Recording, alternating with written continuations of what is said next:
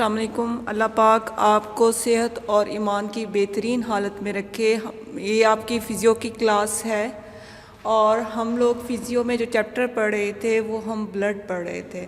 Blood में हम लोगों ने, आपको पता है कि ब्लड के दो पार्ट होते हैं, सेलुलर और plasma, non cellular part. Cellular part में रेड ब्लड सेल्स की कंप्लीट जो आपने डिटेल है वो हम लोग पढ़ चुके हैं। इसमें बच्चों एक टॉपिक है ESR, एरिथ्रोसाइट सेडिमेंटेशन रेट। आप इस टॉपिक पे पेंडिंग लिखेंगे। जब हम यहाँ पे आएंगे तो इस टॉपिक के मैं आपको नोट्स लिखवाऊंगी। तो ESR को हम स्किप कर रहे हैं, ये आप पेंडिंग लिखेंगे। इंशाल्लाह जब हमारी क्लासेस यहाँ पे होंगी कॉलेज में तो ये मैं आपको नोट्स लिखवाऊंगी। तो उसके बाद जो पेज नंबर 70 पे आप आएंगे तो वाइट ब्लड सेल का टॉपिक है। आज हम पढ़ेंगे white blood cell. White blood cell जिनको हम ल्यूकोसाइट भी कहते हैं, ये हमारे इम्यून सिस्टम या हमारा दिफाई निज़ाम जो हमारे बॉडी के अंदर है, इसमें एक जो सबसे मेन रोल होता है वो वाइट ब्लड सेल्स का ही होता है। और वाइट ब्लड सेल का जो दूसरा नाम है इसको कहते हैं ल्यूकोसाइट। क्या कहते हैं? ल्यूकोसाइट। ठीक है बेटा। और ये जो वाइट ब्लड सेल्स होते हैं ये हमारे जिस्म में, हमारे ब्लड में सर्कुलेट करते रहते हैं, एक जगह से दूसरी जगह ये मूव करते हैं। तो इसलिए इनको हम क्या कहते हैं? Mobile unit of the body protective system. जो हमारे जिस्म का मुदाफ़ती निज़ाम है उनके एक मोबाइल यूनिट है ये। ठीक है। जैसे कि हमारा डिफेंस सिस्टम मुल्क का है कि कुछ मोर्चे बने हुए होते हैं और कुछ सिपाही क्या हैं, गश्त पे निकले हुए होते हैं। तो ये जो वाइट ब्लड सेल्स हैं ये गश्त पे निकले हुए सिपाहियों की तरह होंगे। क्लियर? इनको हम क्या कहते हैं? इनको हम कहते हैं ल्यूकोसाइट्स। ठीक है बेटा। अब जब वाइट ब्लड सेल्स की हम डिस्कस करेंगे तो वाइट ब्लड सेल जो हैं ये दो तरह के होते हैं। कौन कौन से हैं इनकी टाइप्स? ग्रेन्युलर और ग्रेन्युलर। ग्रेन्युलर जो होते हैं वो होते हैं जिनके साइटोप्लाज्म में ग्रेन्यूल्स हमें नज़र आए। जिनके साइटोप्लाज्म में ग्रेन्यूल्स नज़र आएंगे उनको ग्रेन्युलर कहेंगे, और जिनके साइटोप्लाज्म में ग्रेन्यूल्स नज़र नहीं आएंगे वो ग्रेन्युलर कहेंगे। जो ग्रेन्युलर हमारे वाइट ब्लड सेल्स होंगे वो कहाँ से बनेंगे? वो हमारे रेड जो बोन मैरो होगी वहाँ से बनेंगे। और इनके जो साइटोप्लाज्म में ग्रेन्यूल नज़र आएंगे ये फिर फर्दर तीन टाइप्स के होते हैं। कौन कौन से? Neutrophils, eosinophils and basophils. जबकि जो ग्रेन्युलर होते हैं ये कहाँ से बनते हैं? वो रेड बोन मैरो से बनते हैं। और ये कहाँ से बनते हैं? लिम्फ नोड से बनते हैं। और इनके साइटोप्लाज्म में कोई ग्रेन्यूल नहीं होता। और ये कितनी टाइप्स के? दो टाइप्स के हैं, लिम्फोसाइट्स एंड मोनोसाइट्स। यहाँ तक मैं अब वर्ड टू वर्ड आपको रीडिंग दोबारा कर देती हूँ, उसके आगे फिर हम बाद में चलेंगे। सबसे पहले आप अगर वाइट ब्लड सेल्स के हेडिंग के नीचे देखेंगे तो डेफिनेशन इसकी क्या लिखी हुई है कि वाइट ब्लड सेल्स क्या हैं? Are the mobile unit of body protective system. ये बात मैं आपको बता चुकी हूँ कि ये हमारे प्रोटेक्टिव सिस्टम के वो यूनिट्स हैं जो कि एक जगह से दूसरी जगह मूव करते रहते हैं। Classification of white blood cells, these are classified into two major groups. कौन कौन से हैं? ग्रेन्युलर और ग्रेन्युलर। जो ग्रेन्युलर हैं उनको ग्रेन्युलोसाइट्स कहेंगे और ग्रेन्युलर ल्यूकोसाइट्स को क्या कहेंगे? ग्रेन्युलोसाइट्स। ठीक है बेटा। अब ग्रेन्युलर साइट्स कौन कौन से हैं इनकी आगे हम डिटेल पढ़ लेते हैं। These are developing from red bone marrow, have conspicuous granules in their cytoplasm and possess lobed nuclei. जब उनके साइटोप्लाज्म में वो ग्रेन्यूल्स होंगे तो हमें ऐसे लगेगा कि उनका जो न्यूक्लियस है वो लोब्ड है। The three types of the granular leucocytes are. इनकी फर्दर तीन टाइप्स हैं, polymorphonuclear neutrophils, eosinophils and basophils. Clear? अब ग्रेन्युलोसाइट्स कितने हो गए? जो हमारे जो टोटल वाइट ब्लड सेल्स होंगे उसमें तकरीबन 35 जो % हैं वो ग्रेन्युलोसाइट्स होते हैं और 65% जो है वो ग्रेन्युलो होते हैं। क्लियर? अब इसमें न्यूट्रोफिल्स जो हैं वो 62% होंगे, एसिनोफिल्स 2.3% होंगे और बेसोफिल कितने होंगे 0.4% होंगे। ए ग्रेनुलोसाइट्स कौन कौन से होते हैं? These are the second principal group of leucocytes, they develop from the lymphoid tissue और cytoplasmic granules are not seen, इनके साइटोप्लाज्म में कोई ग्रेन्यूल नहीं होता है। ये कितनी टाइप्स के होते हैं? ये 2 टाइप्स के होते हैं, लिम्फोसाइट्स एंड मोनोसाइट्स। लिम्फोसाइट्स कितने परसेंट होते हैं हमारी बॉडी में? 30%। और मोनोसाइट्स कितने होते हैं? 5.3%। क्लियर? इसके बाद बेटा हम इनकी काउंट में चले जाते हैं। जो काउंट है एवरेज जो होती है वो 7000 होती है पर मिलीमीटर क्यूब। क्लियर? और रेंज कितनी होती है? 4000 टू 11000 पर मिलीमीटर क्यूब। अगर 11000 से काउंट ज़्यादा आ गई है या आती है तो इसका मतलब है कि आपके बॉडी में कोई इन्फेक्शन आया हुआ है। ठीक है? तो उसके लिए फिर जब भी आपने देखा होगा कि आपको कोई इन्फेक्शन होता है, आप किसी डॉक्टर के पास जाते हैं तो हम लोग इसका टेस्ट होता है WBCs का, बल्कि इनकी तमाम रेंज का होता है। तो उसमें देखते हैं कि 4000 टू 11000 से अगर अबव आ रहा है तो इसका मतलब है कि आपके बॉडी में कोई इन्फेक्शन है और इस वजह से WBCs की जो काउंट है वो ज़्यादा हो रही है। अगर आपके जो 4000 से काउंट कम आ रहा है तो इसका मतलब है कि there is some issue in the production of white blood cells. तो आपका जो इम्यून सिस्टम है वो क्या है? वो आपका इम्यून सिस्टम कमज़ोर है, आपकी बॉडी का डिफेंस कमज़ोर हो चुका है, तो उसमें भी आप क्या हो जाएंगे? आपको इन्फेक्शन का शिकार होने का ख़तरा होगा। अब इसके बाद इसकी तमाम की नॉर्मल वैल्यू अलग-अलग दी गई है बुक में और आप सबको ये अलग अलग याद भी करनी पड़ेगी। न्यूट्रोफिल्स की नॉर्मल रेंज जो है वो 5400 पर mm³ है और एसिनोफिल्स की 275 पर mm³ और बेसोफिल्स की 35 पर mm³। इसी तरह लिम्फोसाइट 2750 पर mm³ है और मोनोसाइट्स जो है 450 पर mm³ है। क्लियर? ये सब की क्या है? नॉर्मल रेंज है। अगर जब भी हमारा ब्लड टेस्ट होता है और ये रेंजेस अप एंड डाउन होती हैं तो इसका मतलब है कि आपकी बॉडी के में कुछ इश्यूज चल रहे हैं। याद इसके बाद इनका लाइफ स्पैन है, इसके बाद हम पढ़ेंगे केमिकल नेचर के जो WBCs हैं वो सेल केमिकल नेचर में कैसे नज़र आते हैं। तो ये they are rich in nucleoprotein, इनमें न्यूक्लियोप्रोटीन बहुत ज़्यादा होती है, ग्लाइकोजन भी पाई जाती है और साथ ही साथ कोलेस्ट्रॉल एंड लिपिड भी पाए जाते हैं। सबसे ज़्यादा क्या पाई जाएगी? न्यूक्लियोप्रोटीन।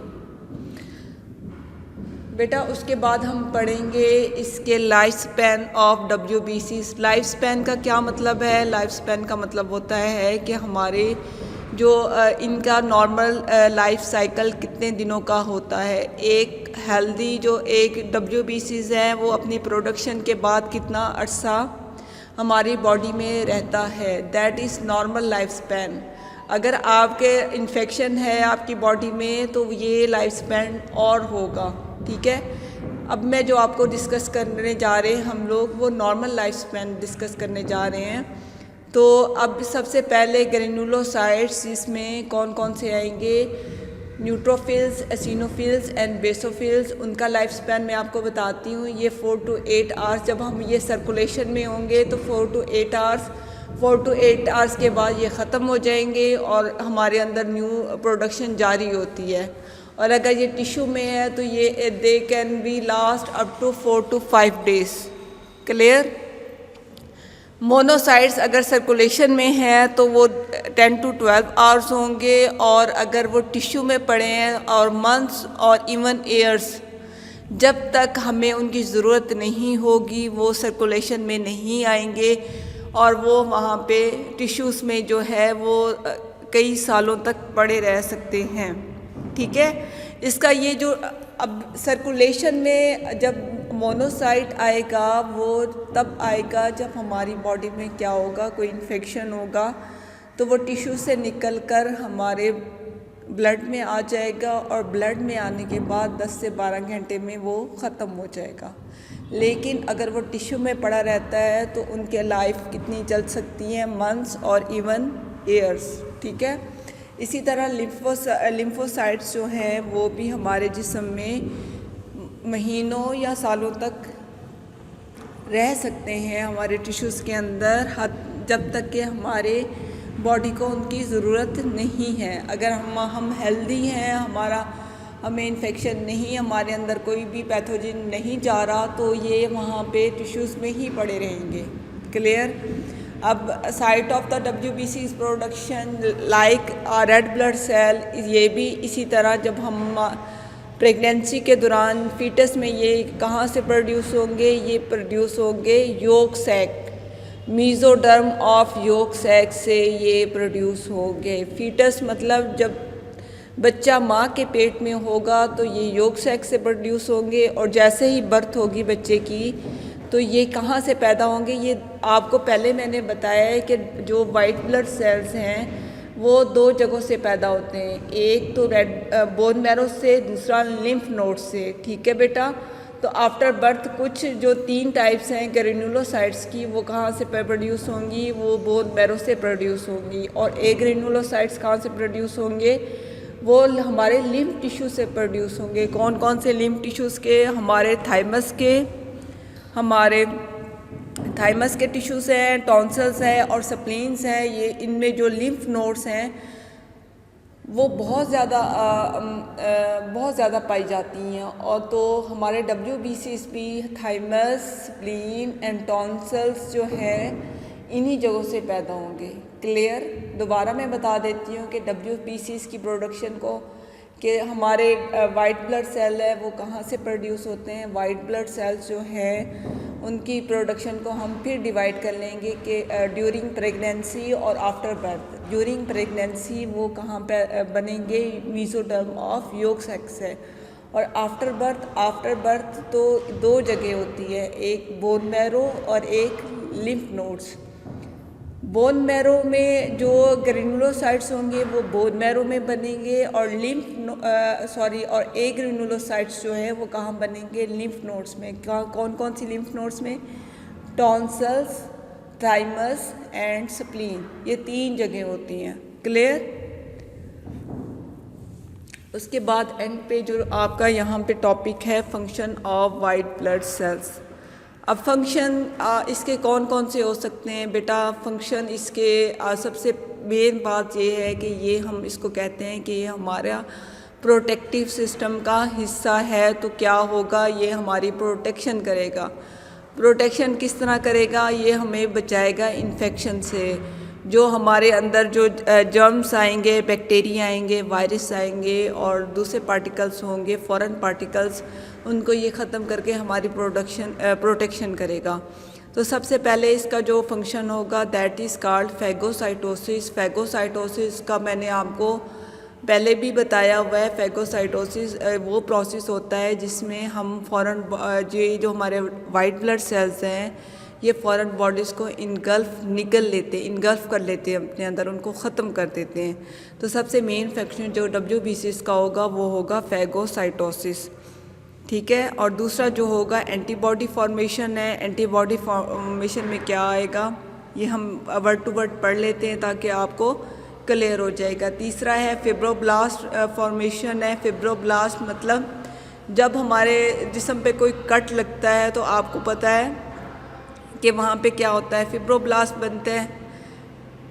तो फिब्रिनोजिन जो है वो फिब्रिन में तब्दील होती है, तो उसको जो हमारे ऊपर जो वो रिपेयर सा वो क्लॉट सा बनता है उसको फिब्रोब्लास्ट कहते हैं।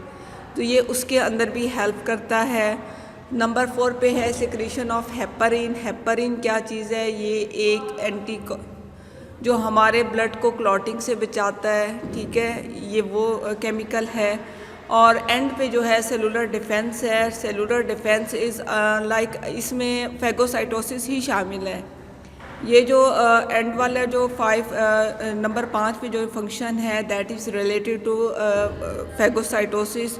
कि ये फॉरेन पार्टिकल्स को इनगल्फ कर लेता है, फैगोस उनको ख़त्म कर देता है, तो हमारा जो टिश्यूज़ है वो सेव हो जाता है, सेल जो है वो हमारा बच जाता है। तो that is called the cellular defence. अब मैं वहाँ से जहाँ से हमने इसको छोड़ा था केमिकल नेचर से, इसको दोबारा पढ़ लेते हैं। पेज नंबर 72 पे है chemical nature. All white blood cells are rich in nucleoproteins and also contain glycogen, cholesterol and lipid. Life span of white blood cells, granulocyte का लाइफ स्पैन कितना है? 4 to 8 hours in the circulating blood और 4 to 5 days in the tissue.